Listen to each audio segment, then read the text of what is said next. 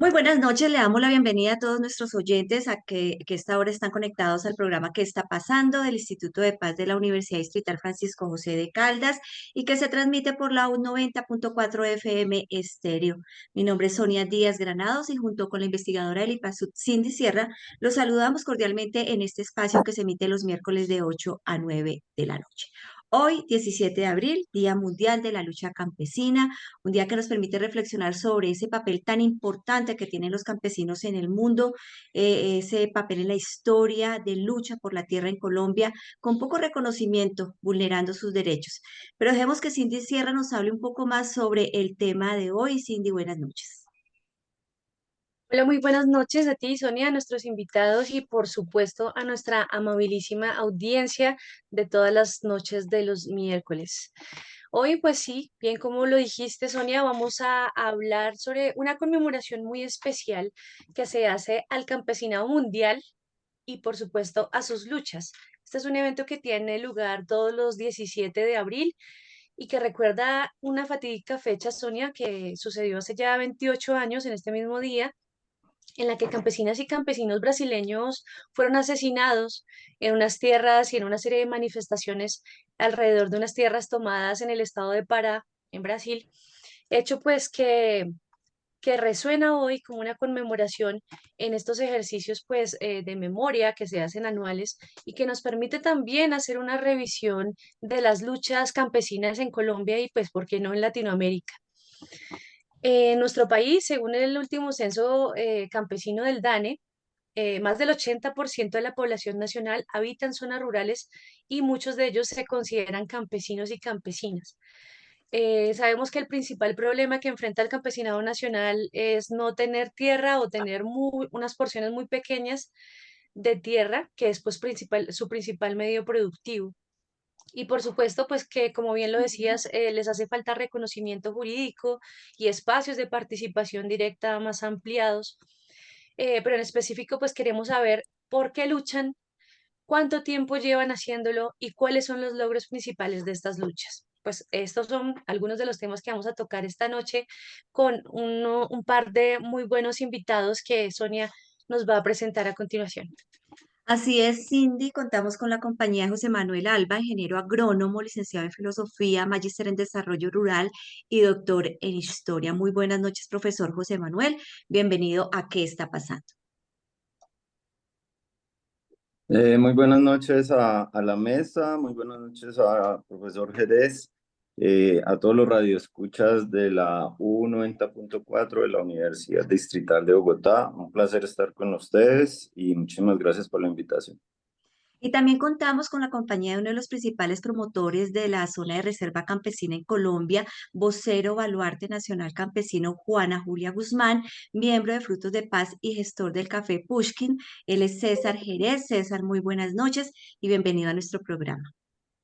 Muy buenas noches y muy agradecido por la invitación para pues, hablar de este tema de tanta actualidad en estos meses, en estos años del nuevo gobierno. Así es, a nuestros invitados, pues nuevamente bienvenidos, muy buenas noches. Eh, Profesor José Manuel, nuevamente bienvenido. Quisiera iniciar esta conversación preguntando algo que a veces parece obvio y de lo que todo el mundo tiene una opinión y a veces un imaginario y hasta prejuicios. Quiero preguntarle, cuando nos referimos a campesinas y campesinos, ¿de quiénes estamos hablando? Porque preguntando para distintas investigaciones, pues en mi profesión, pues que es esta la investigación social, se suele romantizar al campesinado diciendo, "Ah, es esta persona que vive en espacios rurales, que respira aire puro, que se alimenta directamente de la tierra, etcétera". O por el contrario, se dice, no, el campesino muchas veces con palabra peyorativa, ¿cierto? Como esta persona ignorante, en extremo conservadora, que no conoce de liberalismo y de otras, o de mundo, como dice la gente. Pero entonces, más allá de estos prejuicios y de estos conceptos también romantizados, ¿quiénes son las campesinas y los campesinos? Bueno, pues esa es una pregunta que han tratado de resolver muchos teóricos a lo largo del siglo XX y incluso más. Que ha suscitado profundas reflexiones mm, a- Cuando tú me haces esa pregunta, yo pienso en Luis Jambi, que dice que históricamente los campesinos han hecho suspirar, reflexionar y entrar en duda a los teóricos cuando se trata de definirlos, ¿no? Y pues definir al campesino como en un concepto estático sería bastante complejo, porque no es lo mismo el campesino del siglo XIX, al campesino de comienzos del siglo XX, al campesino, digamos, de la segunda mitad del siglo XX, al campesino de hoy. Y esos campesinos también, digamos, y las campesinas, pues obviamente van sí, cambiando sus dinámicas y obligando, digamos, a revalorizar los conceptos que se tienen de ellos. En algún momento, digamos, Chayano planteaba que, digamos, lo más cercano para definir al campesino tendría que ser la economía campesina y el uso de la mano de obra familiar, ¿cierto? Eh, pero digamos que hoy en la sociedad pensar, digamos, en pensar, tuve un problema acá, pensar, digamos, como ese campesino mm, que tiene muchos hijos, pues ya es problemático, ¿cierto? Entonces, digamos que habría que pensarlo más, es cómo se ha dado esa evolución del campesino y la campesina a lo largo de la historia. Yo pensaría, digamos, que acá hay, si lo analizamos filosóficamente, yo creo que hay una relación más de tipo ontológico entre la relación suelo-planta-ser. Pienso que desde ahí se debería partir para la concepción del campesino, una relación entre la tierra, una relación entre las plantas y como formas de producción, o con los animales, digamos, si es un sistema agropecuario y el ser, ¿sí? En esa, digamos, en esas relaciones uno podría pensar, digamos, lo que es un campesino. Si nosotros ya lo enfocamos desde un punto de vista más político, si se quiere, o social, pues ahí entran los procesos de identidad. Si hablamos, por ejemplo, de la relación del ser con la tierra, pues entonces vemos que historia con esa tierra, ¿cierto? Porque es parte de su ser. Y en esa tierra es donde está, digamos, lo agropecuario, la relación con el animal o la relación con la planta, ¿cierto? En esa relación de su ser es que, y en esos procesos identitarios es de donde han surgido, digamos, los reclamos sociales, políticos, económicos del campesino. Digamos que la pregunta que tú me planteas, pues es una pregunta muy difícil de decir, repito, porque eso es lo que han tratado de hacer todos los teóricos, pero digamos, digamos para resumir, yo diría que el campesino hay que entenderlo desde sus momentos históricos, pero desde esa relación ontológica que ha tenido es con su ser, con su esencia, la relación con la tierra y la relación con la planta o la relación con el animal dentro de esas formas de economía. De acuerdo, profe. Sobre todo se lo preguntaba porque es importante saber quiénes son, primero porque pues es el tema de esta conmemoración especial de las luchas campesinas, pero también porque ese reconocimiento tiene unos propósitos, ¿no? Y unos propósitos que van directamente a la garantía de derechos. Sobre esto le quiero preguntar, César, precisamente sobre este reconocimiento. El año pasado fuimos testigos de un acto legislativo que fue el primero de 2023, pues por medio del cual se reconoce al campesinado como sujeto especial de protección constitucional. Yo creo que esto lo vemos como, o lo sentimos como un gran logro de la lucha campesina, pero precisamente queremos preguntarle cómo se llega a este avance legislativo y cuáles han sido esas luchas campesinas que se adelantaron para alcanzarlo. Bueno, yo creo que los antecedentes de ese logro que se plasmó afortunadamente ya en este gobierno, pues es la larga historia de la lucha campesina por la tierra, por la garantía de derechos en el mundo rural colombiano, por la inclusión. Digamos que el campesino ha vivido inmerso en unos problemas irresueltos de carácter estructural que también en este gobierno pues se pretenden solucionar o por lo menos dar inicio a esa solución. Y es una lucha también internacional. Recordemos que paralelamente a ese reclamo de reconocimiento de derechos campesinos en el marco constitucional, pues a nivel internacional se estaba gestionando y impulsando la Declaración de Derechos Campesinos. Digamos que es una lucha global, obviamente con mucho mayor atraso en sus reivindicaciones en el sur, en Latinoamérica, en África, en algunos sectores de Asia y, bueno, obviamente con unos avances mucho más integradores en Europa, donde se dieron revoluciones campesinas y reformas agrarias que todavía hacen parte de esa, digámoslo así, de esa solución estructural a los problemas de acceso a la tierra, incluso en este país de derechos de propiedad, donde más del 60% de las fincas campesinas no tienen títulos de propiedad, y del desarrollo, independientemente del enfoque o el concepto sobre esto, del desarrollo rural, pues son como las banderas, los pilares que en los últimos tiempos pues se han complementado con la necesidad de volver a un modelo agrícola y agroalimentario local, regional y global que sea más armónico con la conservación y la sostenibilidad. Y entonces en este tema también el campesinado juega un papel eh, primordial, puesto que el sujeto campesino es un sujeto ancestral eh, que en su modelo de economía familiar pues siempre fue sostenible hasta la Revolución Verde, ¿cierto? Y es parte de lo que hay que retomar con nuevas tendencias y dinámicas productivas como son la agroecología.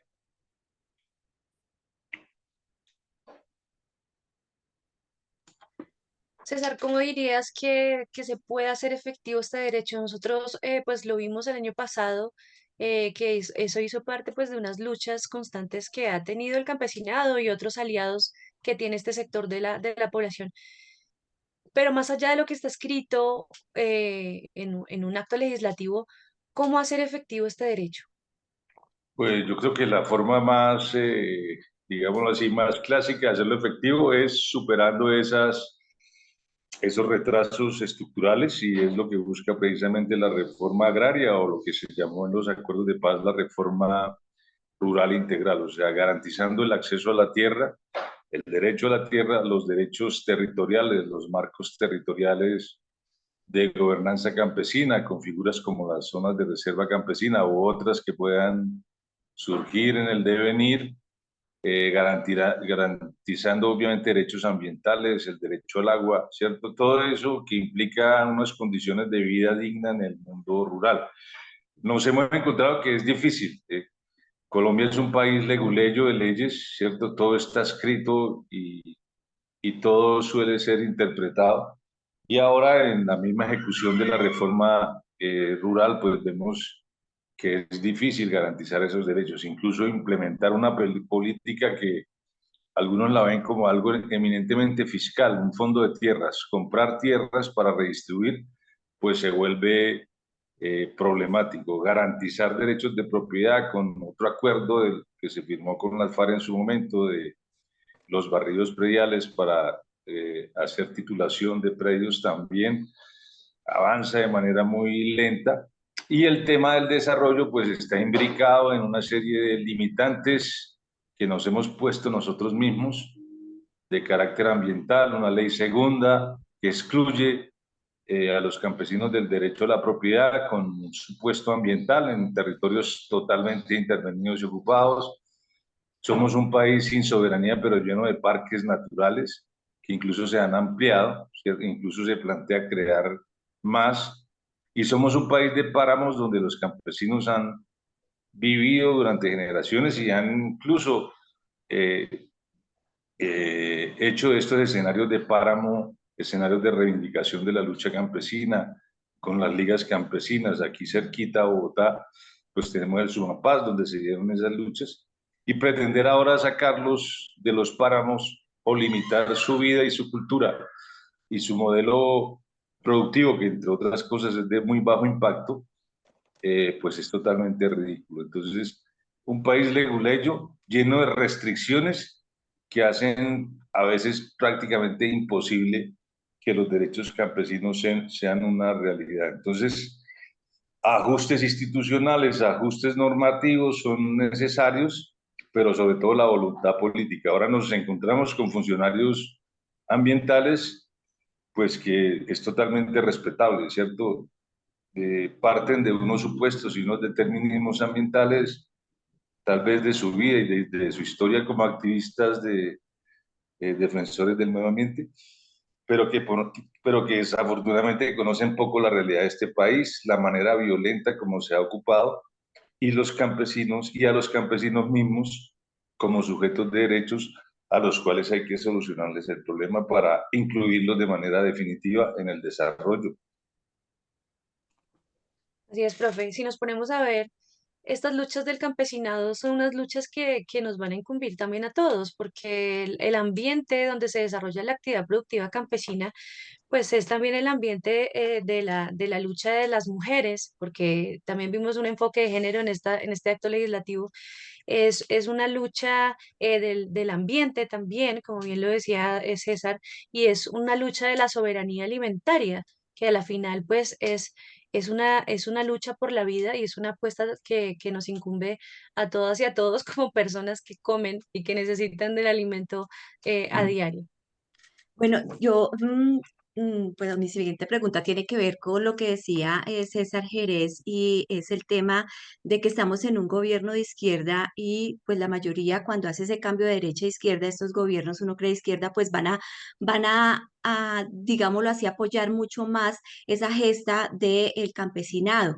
César decía en su momento, puede que hayan los funcionarios pues que tengan las mejores intenciones, pero de pronto la capacidad o la capacitación o ellos de pronto no están, digamos, como en esa capacidad de llevar a cabo esa lucha o ese apoyo, como decía, al campesinado. Yo quisiera saber, profesor José Manuel, desde su perspectiva, ¿cómo ve esta reforma rural?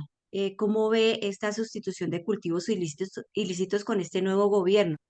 Bueno, mira, yo estoy en la región del Catatumbo. Acá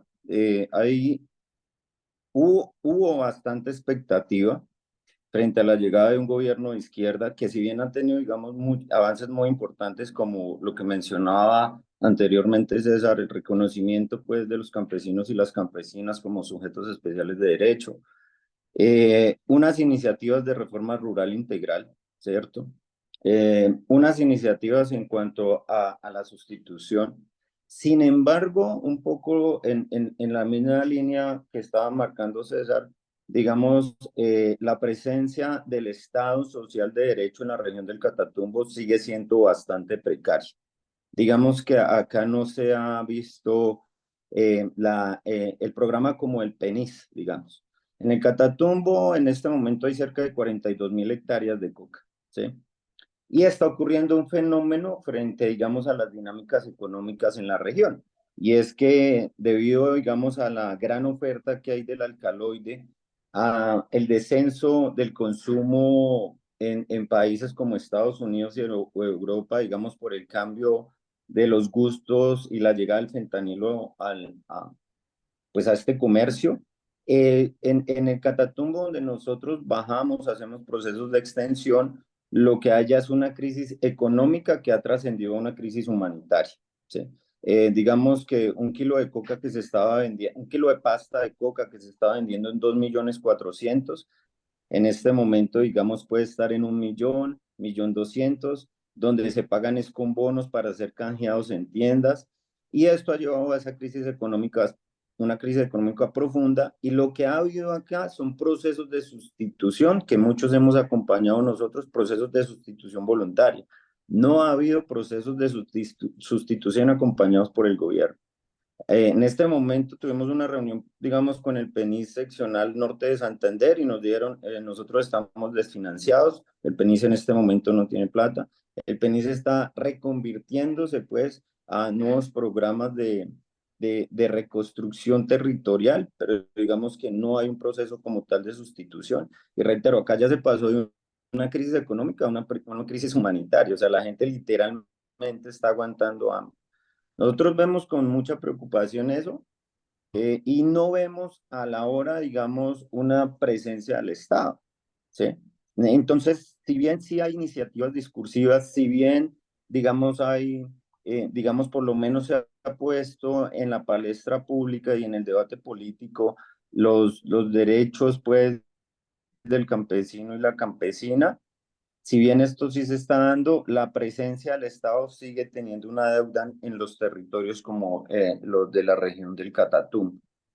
En cuanto a la reforma rural integral o la reforma agraria, digamos que uno tiene que entender, digamos, las dinámicas de los procesos de colonización en Colombia. Entonces, digamos que en el Catatumbo como tal, nosotros no tenemos, acá hubo un proceso de colonización tardío.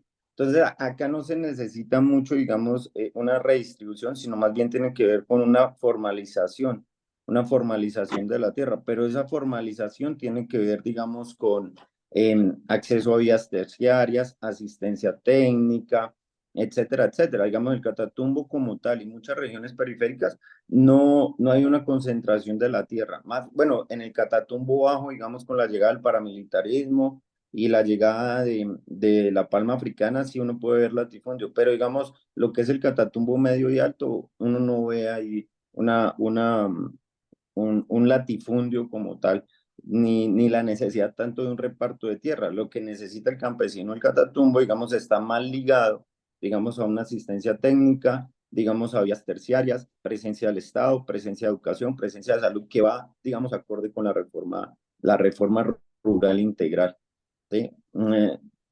Entonces, digamos que lo que nosotros vemos acá es que pareciera como que el gobierno tiene unas muy buenas iniciativas en una lucha legislativa muy fuerte que se está dando, pero sigue habiendo una deuda en los territorios como la región del Catatumbo. Sigue habiendo una deuda, hay muy poca presencia del Estado, las vías terciarias continúan iguales, no hay asistencia técnica, los programas no llegan al territorio y el campesino, digamos, sigue estando, digamos, en una crisis constante de sobrevivencia.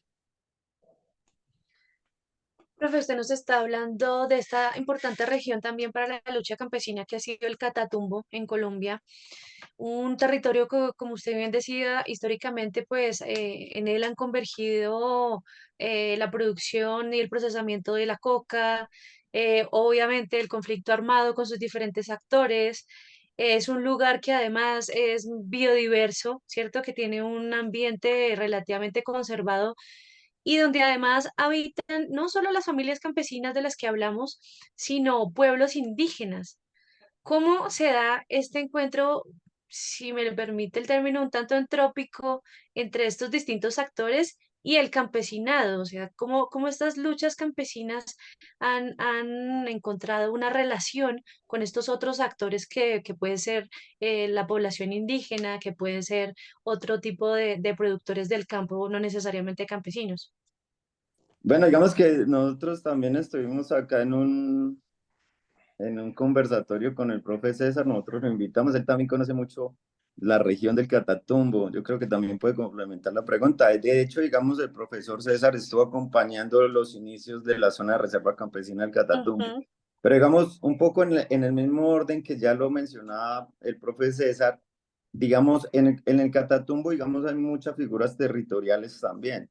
Y era lo que marcaba, por ejemplo, con la ley forestal segunda. Entonces, uno de los problemas que se tiene para proyectos productivos y la misma asistencia técnica, es que casi todo el Catatumbo está dentro de la ley forestal segunda. Entonces ahí marcamos, digamos, una ley que está desde 1959 y sobre todo que es muy extraño porque es una ley que se hace desde Bogotá con una línea, con un ángulo de 90 grados, una línea totalmente recta que coge bueno, la gran parte de la región del Catatumbo.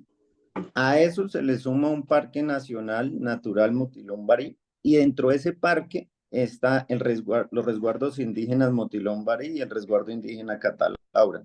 Entonces, uno empieza a ver allí varias figuras territoriales que se yuxtaponen y generan tensiones territoriales. todo dentro de un proceso, obviamente, de ordenamiento territorial bastante precario, que muchas veces se hace, digamos, desde un país centralista que no conoce el territorio.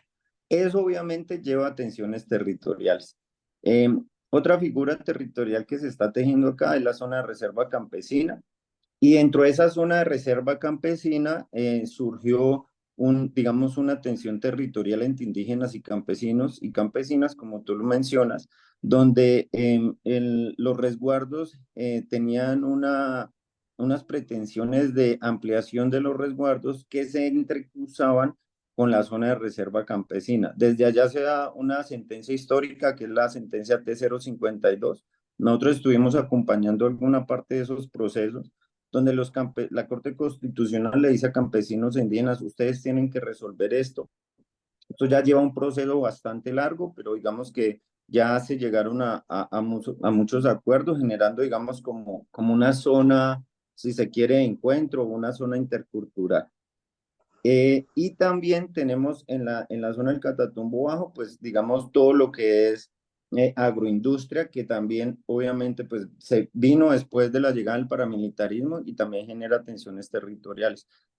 Que vemos nosotros en una región como el Catatumbo, como en muchas otras regiones del país, es que esos ordenamientos territoriales que se dan desconociendo las realidades del territorio generan tensiones, ¿sí? Y generan digamos, bastantes problemas y dificultades con la gente que verdaderamente habita allí, ¿cierto? Entonces no se pueden acceder a créditos, no se puede acceder a asistencia técnica, no se pueden llevar a cabo procesos de formalización de la tierra, precisamente por esas figuras territoriales que llevan muchos años, que a mi parecer deben ser revisadas y contextualizadas a la realidad de hoy. Ahora estamos hablando de la ley segunda, que todavía está vigente, con una línea perfectamente recta que traza toda una región, que es de 1959, con una zona de colonización tardía que se da en Colombia, y, y que, y que va, digamos, por una vía va la ley y por otra vía va la realidad del territorio. Y eso es un poco lo que ya mencionaba el profe César, frente, digamos, a esas realidades que se ven en los territorios. César, pues ya hemos ahondado en esto, pero que sabemos que pues usted es una autoridad en este tema de las reservas campesinas y que además pues ha sido líder y promotor de muchas de ellas. ¿Cómo se dan estas, si se quiere, tensiones entre estas zonas de reserva campesina y estos otros actores? Un poco repitiendo la pregunta que le hacíamos al profesor José Manuel, ¿estas tensiones han sido un obstáculo para la consecución de alguna garantía de derechos para el campesinado? Sí, las tensiones, pues, sobre todo se evidenciaron después del 91. Recordemos que con la Constitución del 91 hay un avance muy importante en derechos territoriales para comunidades indígenas y afros. Digámoslo así, hay un fortalecimiento de esas figuras históricas que son muy importantes para garantizar derechos a estas comunidades en resguardos y en territorios colectivos de comunidades negras. Pero el campesinado se quedó por fuera de esa constituyente, precisamente por ese señalamiento y esa persecución, donde en las últimas décadas se encajonó al campesinado como un actor insurgente, equiparable, ¿cierto? No es gratis que toda la presión de lo que fue la política de seguridad de Uribe no solamente se centró en las guerrillas, se centró en los campesinos. Si ustedes miran las estadísticas de falsos positivos, detenciones arbitrarias, torturas, ¿cierto? Toda la victimización que hizo el paramilitarismo como un actor armado de esa política de seguridad, pues se centró en los campesinos. Entonces, en el 91, al no entrar las FARC en ese proceso, se castigó a los campesinos nuevamente, excluyéndolos de avances constitucionales, un poco lo que se intenta solventar ahora con esta inclusión constitucional del articulado que se aprobó. Eh, y las tensiones, entonces, como ellos tenían más derechos que nosotros, pues hicieron toda una, digamos así, una carrera de litigio judicial, ¿cierto? Jurídica, bueno, no soy abogado, no sé cuál sería el término, pero que se traduce en demandas, en tutelas, que un poco entonces enredan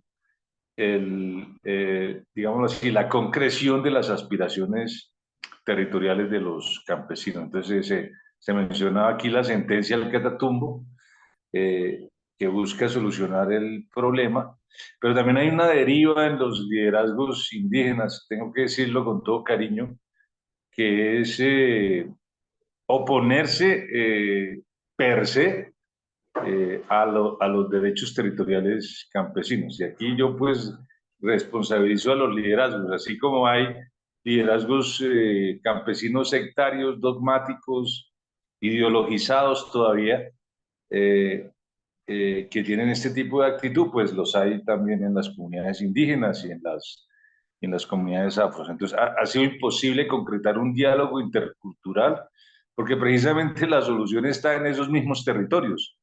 Si nosotros fortalecemos los resguardos, fortalecemos los territorios afro legalmente reconocidos y las zonas de reserva, pues estamos construyendo ya en la práctica lo que nosotros denominamos territorios interculturales, que son los territorios donde cohabitan estas figuras con gobernancias propias y con obviamente, unos escenarios de interlocución y de diálogo que permitan que estas figuras funcionen como un dispositivo jurídico, territorial, político de defensa de los territorios. Uno, para coger el ejemplo del Catatumbo nuevamente.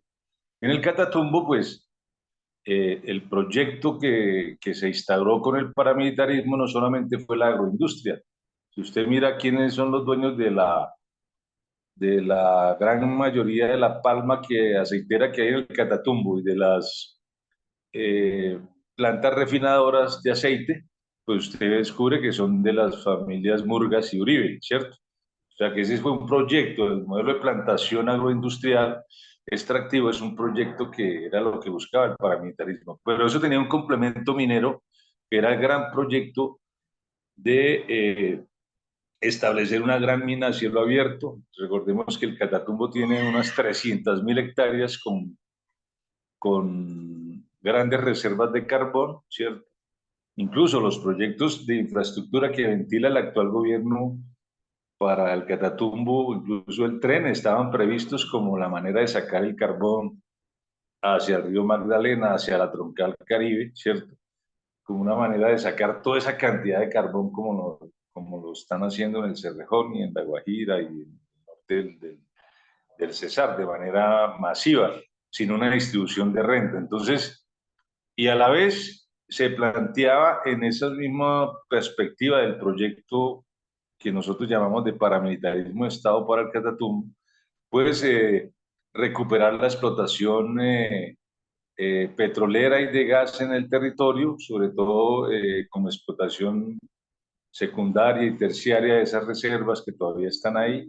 Y todo esto era el modelo que se tenía pensado extractivo para el Catatumbo. ¿Cómo se defiende ese modelo? Como reiteradamente le hemos dicho a los compañeros de los resguardos Barí, a los dirigentes de la ONIC, pues esos territorios se defienden concretando los derechos y ampliando los derechos de indígenas Barí y de los campesinos, es decir, el territorio intercultural que es zonas de reserva campesina.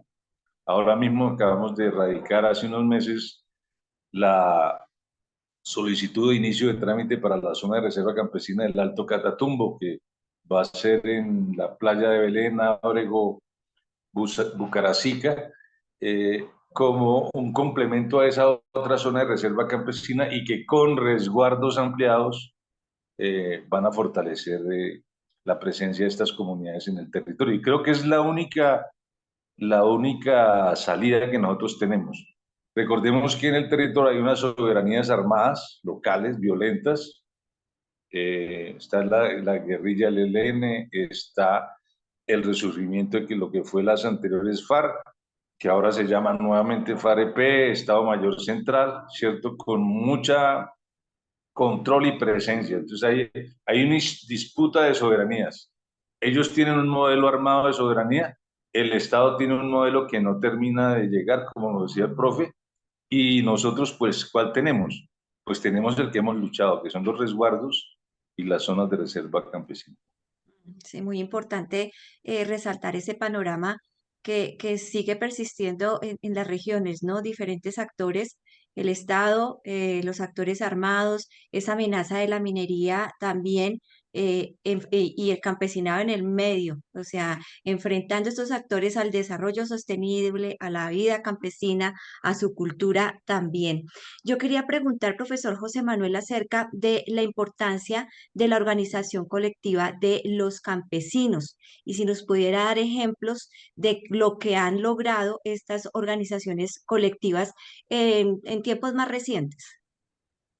Vale, pues lo que hay en el Catatumbo es que los procesos organizativos se han dado como una forma de sobrevivencia frente a la ausencia diferencial del Estado. Digamos que hay que entender la ausencia diferencial del Estado como un proceso en el que el Estado solamente ha estado en el territorio desde un enfoque militarista y burocrático administrativo, ¿sí? Pero no está, digamos, dentro de la presencia del Estado Social de Derecho. Entonces, dentro de esta escasez o esa erosión del Estado Social de Derecho, el campesino, dentro de esos procesos de identidad, ha generado lo que tiene que ver con la organización. Y digamos que la máxima autoridad en los territorios serían las juntas de acción comunal. Esas juntas de acción comunal, pues digamos, tienen como su primera accionar en el 87 con el paro del nororiente. Y esto va a ir evolucionando desde una guerra que se hace a esas organizaciones campesinas por parte del Estado y por parte de actores armados, pero sobre todo por parte del Estado. En el paro del 87, digamos, todos los firmantes de los acuerdos acá en la región del Catatumbo fueron asesinados, ¿sí? En lo que tiene que ver, digamos, como estas juntas de acción comunal también, digamos, empiezan a tener unas influencias ideológicas y desde ahí van marcando, digamos, unos procesos también de identidad que se van a convertir en movimientos sociales posterior, digamos, al paramilitarismo. Entonces, digamos que la Junta de Acción Comunal es esa organización madre desde donde surgen los procesos organizativos. El movimiento social, digamos, también va cambiando dependiendo, digamos, a los desafíos que hay en el territorio. Digamos, es diferente entender un movimiento social que surge después de la entrada del paramilitarismo, donde hay asesinatos y donde sobre todo, digamos, todo tenía que ver en cuanto a la defensa de la vida, que gira en torno al territorio, sobre, digamos, la formación de derechos humanos, etcétera. A un movimiento social de hoy, digamos, que lo que tiene es, digamos, un gobierno amigo en donde son escuchadas, tienen una relevancia y entonces este movimiento social, teniendo las juntas de acción, digamos, como base, las juntas de acción comunal como base, pues pasan de ser un movimiento social de resistencia, ¿sí? De defensa, hacer un movimiento social más de tipo propositivo, que es escuchado y que tiene una interlocución, pero sobre todo digamos que no es criminalizado.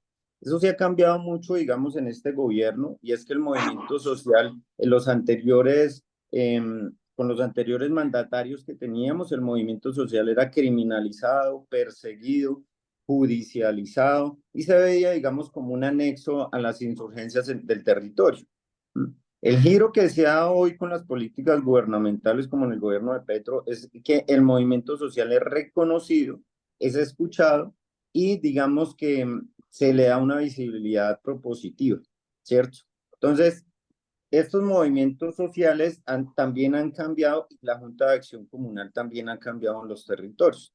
Entonces, una de las propuestas del gobierno es que los dineros del Estado puedan ser, o que el Estado pueda, digamos, contratar a las juntas de acción comunal, ¿cierto? Para hacer, digamos, los temas de infraestructura, de servicios básicos en el territorio, pero eso ha tenido algunos problemas. Nosotros acá en la región hemos venido acompañando esos procesos, pero hay problemas frente a eso porque siempre tienen que tener digamos, como un proceso de formalización que muchas veces las y los campesinos en el territorio no conocen y que tienen que un proceso, digamos, relativamente engorroso. Si las instituciones del Estado no llegan, digamos, a hacer ese intercambio de saberes con las juntas de acción comunal, esto también va a ser muy difícil. Nosotros, digamos, conocemos juntas de acción comunal que llevan muchos años, pero todavía no están formalizadas.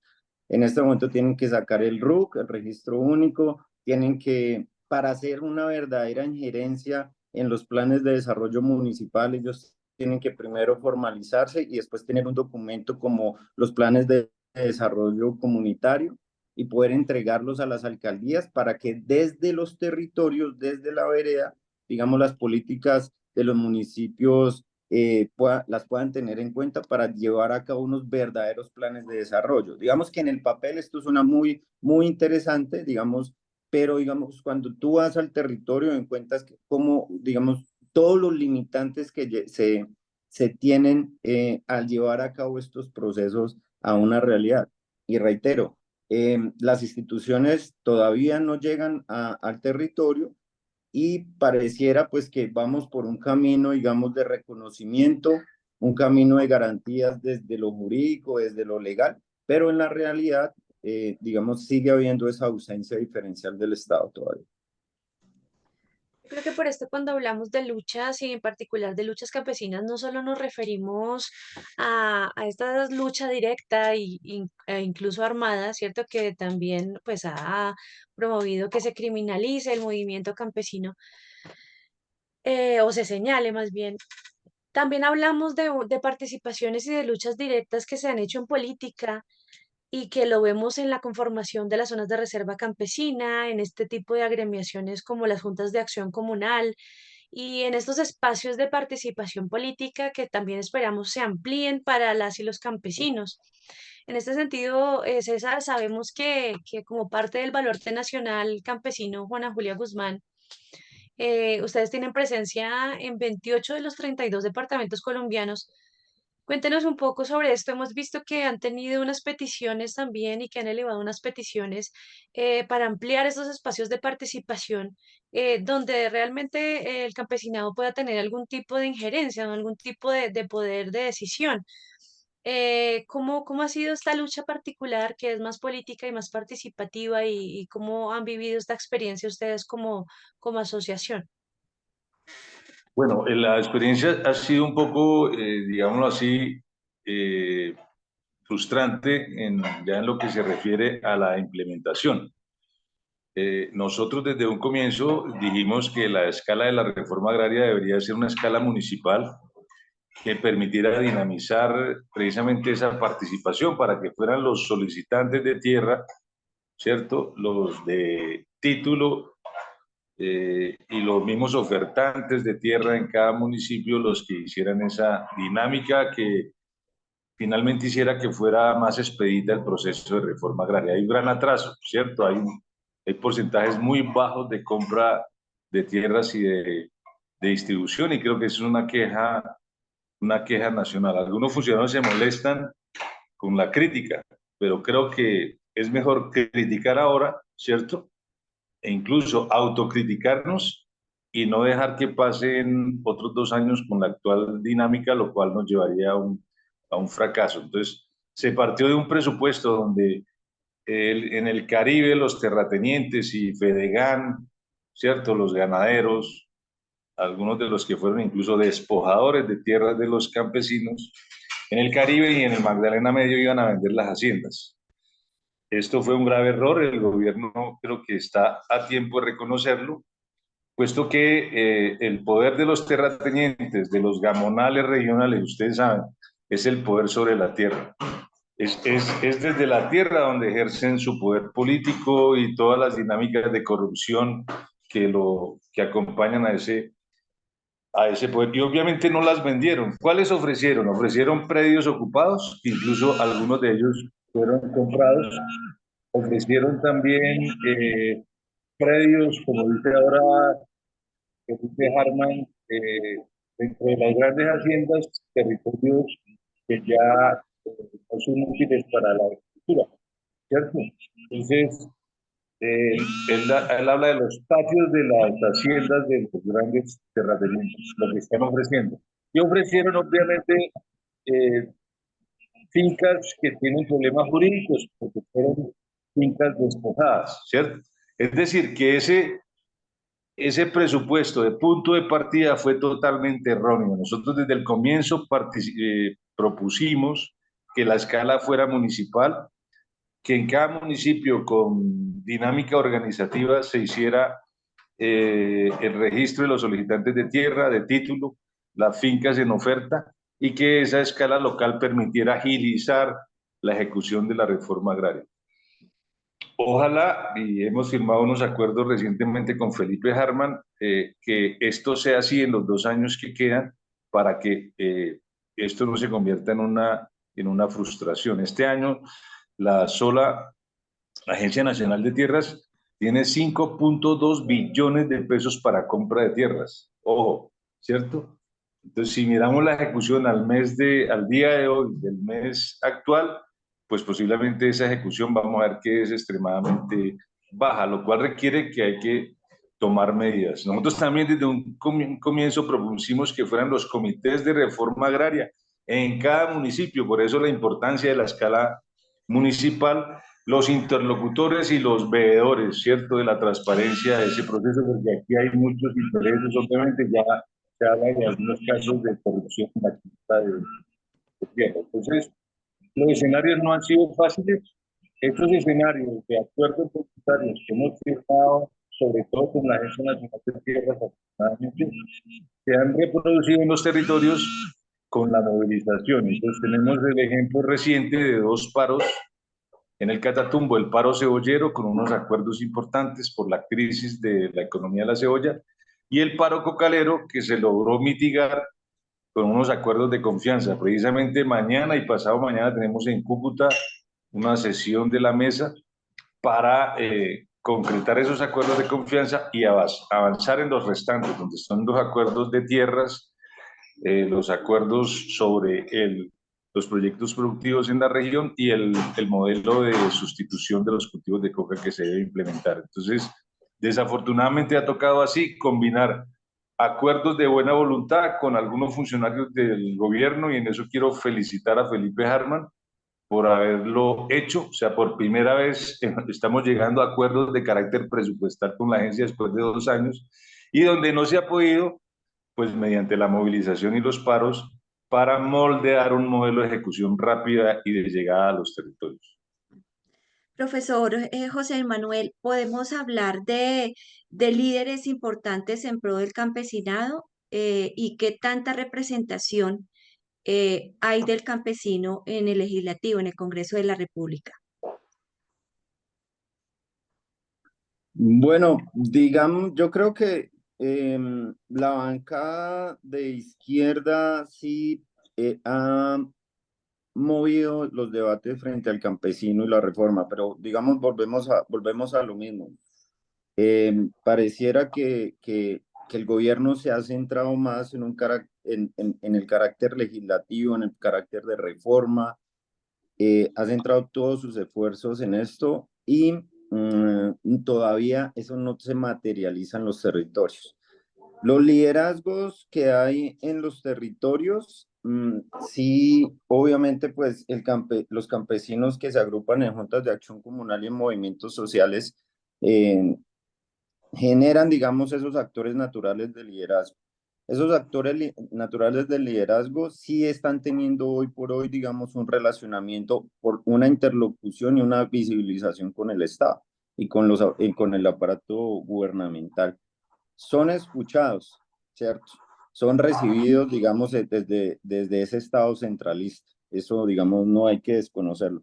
Pero los problemas en el territorio siguen. Digamos que eso es un poco, digamos, la visión que nosotros tenemos como Universidad Francisco de Paula Santander Ocaña, que está en la región del Catatumbo.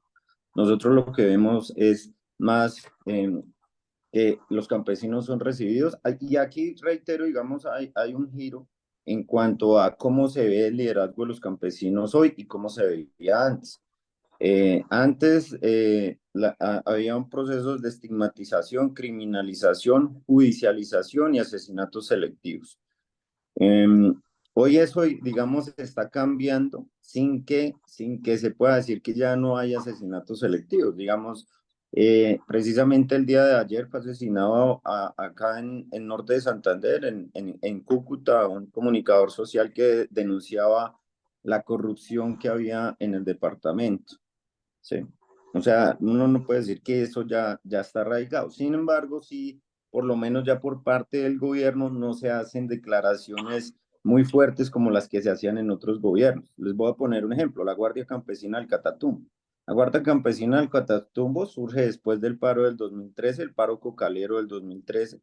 Digamos, es como un símil pues de la Guardia Cimarrona, la Guardia Indígena. De hecho, digamos, se llevaron a cabo procesos de retroalimentación con los indígenas del Cauca. Se genera la Guardia Campesina y mm, se catalogaban las guardias campesinas, sobre todo la Guardia Campesina del Catatumbo, como una extensión de las insurgencias en el territorio.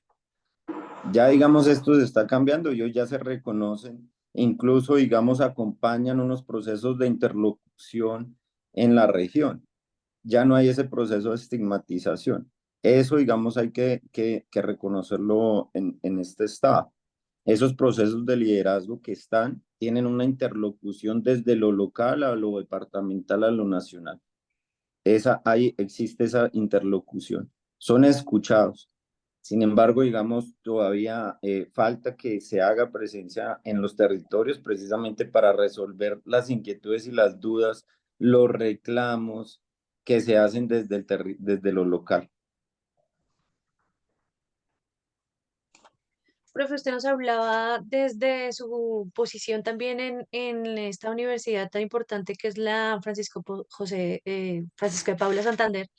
Y nosotros hablamos también desde la Universidad Distrital.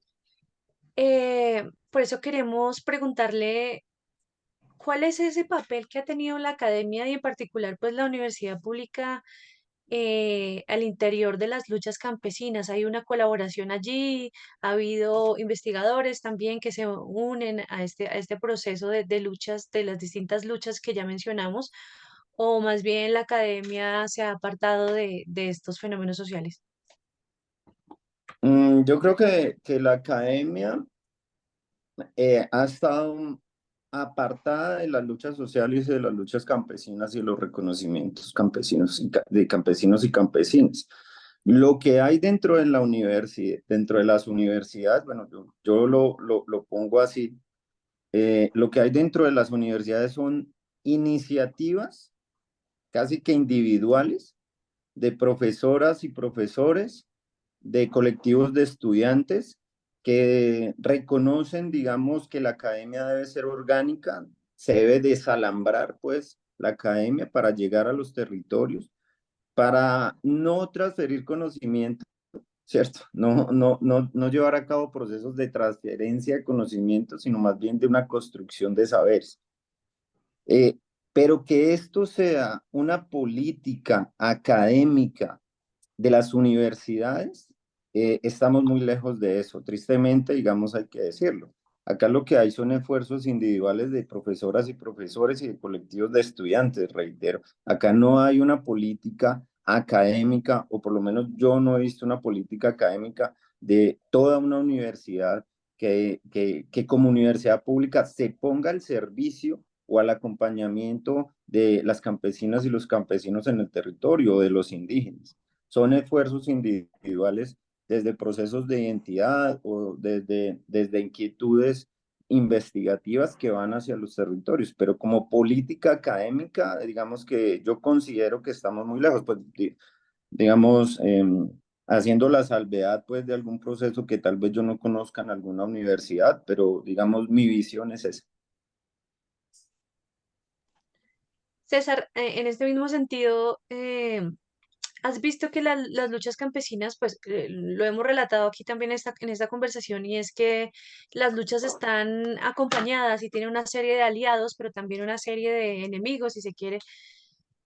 ¿Cuáles son esos otros actores, aparte pues de la academia, que también hacen parte de la lucha campesina? ¿O definitivamente la lucha campesina es una cosa solo de este sector de la población y, y más bien los otros que se incluyen pues no están ofreciendo tantos beneficios o no están ofreciendo también una buena asociatividad con estos movimientos campesinos. Bueno, ha habido en la historia de las luchas campesinas, pues unos actores que han estado ahí en diferentes épocas. Uno podría decir que incluso la iglesia, en algunos momentos, en algunas regiones, con procesos de formación, de comunicación, las pastorales. En los últimos años, sobre todo con los dos gobiernos de Uribe, una alianza muy importante con la Compañía de Jesús, que lideraba los programas de desarrollo y paz.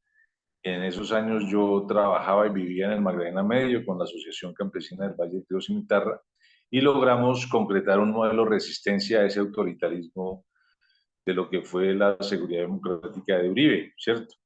Y se lograron incluso procesos de inversión. Yo diría que en esa época incluso se invirtió más dinero de lo que está invirtiendo eh, el actual gobierno en algunos territorios. Es paradójico, pero hay que decirlo.